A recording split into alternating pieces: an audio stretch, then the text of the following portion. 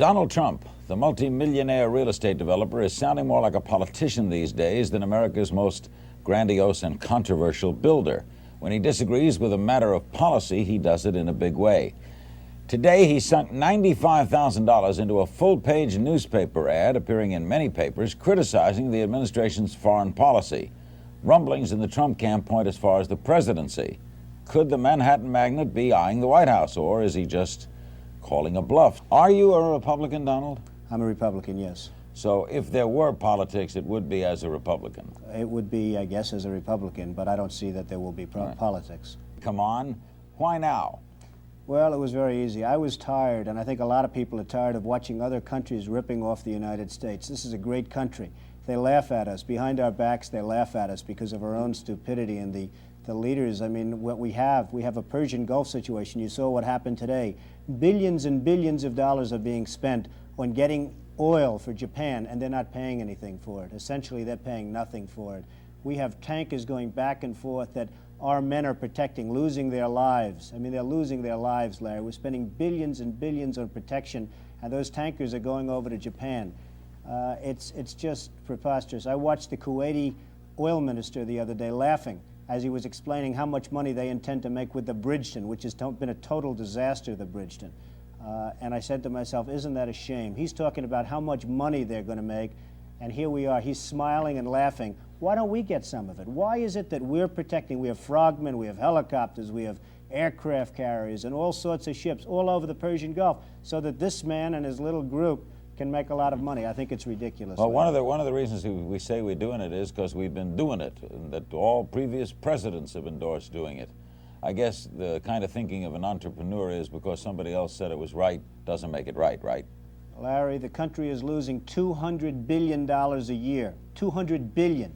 This country cannot continue to lose $200 billion. Oh, yes. You will go, even though you realize now, in just stepping foot in that state, people are going to presume things. Well, they can presume whatever they want. I have no intention of running for president, but I'd like the point to get across that we have a great country, but it's not going to be great for long if we're going to continue to lose $200 billion a year. You're going to get into the early 90s, 1990, 1991, and the whole thing's going to blow because this country cannot continue to support Japan and Saudi Arabia and Kuwait and many other countries that are much wealthier than we are. We're not a wealthy country. You can't be a wealthy country when you're losing the kind of money that we're losing. We're a debtor country. Do you do any business in Canada? I do a little bit of business with Canada, and the Canadian people are wonderful people, and they're with us 100%, as opposed to many other people in the world. We support so many countries that, I mean, you walk out on the airport and they say, Yankee, go home. They have signs all over, Yankee, go home, and we're giving billions. We don't give anything to our farmers. Our farmers are dying. There's no question about it. Farms that were in for generations and families, they're being taken away. The homeless are all over the streets of the major cities, the sick and the problems, and yet we'll give billions of dollars in defending countries that have 5 times more money than we can ever hope to have. It's ridiculous. If you look at the payments that we're making to NATO, they're totally disproportionate with everybody else's, and it's ridiculous. As far as other causes that are near and dear, this is the cause, because if we can solve this, then we're able to take care of something that I consider to be ultimately of ultimate importance, and that is the homeless situation, that is the farmers, that is the sick. We don't have any money. This country is busted, and it's busted because we're doing things that we shouldn't be doing. If we had business ability in this country, we'd be making lots of profit, so-called surplus profit, and that profit, that money, could be going to defend and I literally mean defend our homeless and our poor and our sick and our farmers. And that's where we ought to be spending the money, not giving it to countries that don't give a damn for us to start off with. This sounds like political presidential talk to me, and I know people have talked to you about whether or not you want to run. Would you ever? Probably not, but I do get tired of seeing the country ripped off. Why would you not? I just don't think I really have the inclination to do it. I love what I'm doing. I really like it. Also, it doesn't pay as well. No, it doesn't. But, you know, I just probably wouldn't do it, Oprah. I probably wouldn't, but I do get tired of seeing what's happening with this country. And if it got so bad, I would never want to rule it out totally, because I really am tired of seeing what's happening with this country, how we're really making other people live like kings, and we're... You've said, though, that if you did run for president, you believe you'd win. Well, I don't know. I think I'd win. I tell you what, I wouldn't go in to lose. I've never gone in to lose in my life. And if I did decide to do it, I think I'd be inclined, I would say that I would have a hell of a chance of winning, because I think people, I don't know how your audience feels, but I think people are tired of seeing the United States ripped off. And I can't promise you everything, but I can tell you one thing, this country would make one hell of a lot of money from those people that for 25 years have taken advantage. It wouldn't be the way it's been, believe me. She is accused of doing favors while Secretary of State in exchange for contributions to her family's charitable foundation for lucrative speaking engagements for her husband. In some cases, Mrs. Clinton's accused of covering up her behavior by failing to disclose the monies received. And today we learned that Clinton charities are now refiling 5 years' worth of tax returns after a Reuters review found errors in how they were reporting donations. Today, Mrs. Clinton's campaign spokesman responded saying, quote, "No one has produced a shred of evidence that Hillary Clinton ever took action as Secretary of State in order to support the interests of donors to the Clinton Foundation." Exhibit A for Mrs. Clinton, uranium. You know, the stuff we use for nuclear energy and bombs. You might imagine it's a hot commodity. And guess who has a fair amount of it? We do, the United States of America. But thanks to a deal approved in part by Mrs. Clinton's State Department, we no longer control at least 1/5 of our capacity, perhaps more. Instead, the Russians do. That's uranium inside the United States, and its new owner is a Russian company called Uranium One that's owned by Russia's nuclear agency. So why would the U.S. allow Russia to take control of so much American uranium? Good question. And some lawmakers asked it and objected to this deal at the time, saying, why would we do this? But in June of 2010, the Obama administration signed off. Not just Mrs. Clinton, but it included her. It was a committee that includes the Attorney General, the Secretaries of Treasury, Defense, Homeland Security, Commerce and Energy, and, of course, the Secretary of State. That same month, Bill Clinton suddenly received a $500,000 speaking gig in Moscow by a Russian bank that wanted this deal and badly.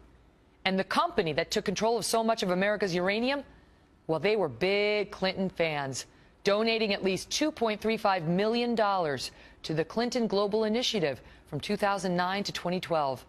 Donations, as it turns out, the Clinton charity did not disclose.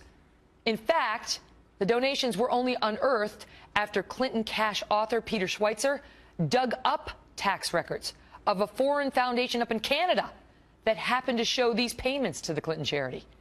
And in the end, with the deal signed off on by Secretary Clinton, we are looking at real questions about whether the United States of America is now sending American uranium through Russia onto Iran. Megyn, Hillary Clinton and her campaign have repeatedly refused to release the transcripts of her speeches, and political analysts say these leaked excerpts are likely the reason why, including where she apparently called Bernie Sanders supporters a, quote, bucket of losers. They come from some 2,000 emails hacked from the personal account of top Clinton aide John Podesta, none of which have been confirmed, mind you. They show Clinton campaign researchers trying to flag Podesta about quotes that could be politically damaging. For example, one that says Clinton admits she's out of touch, referring to a speech she made at Goldman Sachs where she talked about her middle-class upbringing and went on to say, quoting, "So I lived that, and now obviously I'm kind of far removed because the life I've lived and the economic, fortunes that my husband and I now enjoy. But I haven't forgotten it." Another red flag came in 2013, a speech to the National Multi-Housing Council where she said, quoting again, "I mean, politics is like sausage being made. It is unsavory, and it always has been that way. But we usually end up where we need to be. But if everybody's watching, all of the backroom discussions and the deals, then people get a little nervous, to say the least. So you need both a public and a private position."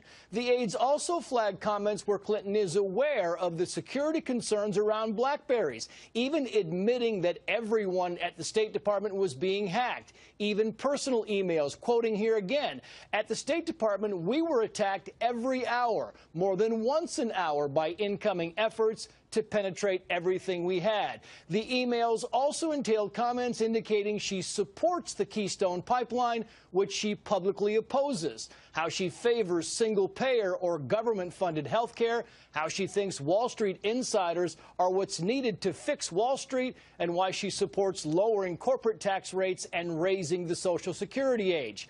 For the record, of the $22 million she made from speeches after resigning as Secretary of State, $3 million came from Wall Street. So far, there has been no comment from the Clinton campaign. John Podesta thinks he was hacked by Russians trying to throw the election to Donald Trump. Right, the Obama administration is moving now to drop all charges against an arms dealer who threatened to expose a plan by then Secretary of State Hillary Clinton to arm anti-Gaddafi rebels in Libya back in 2011.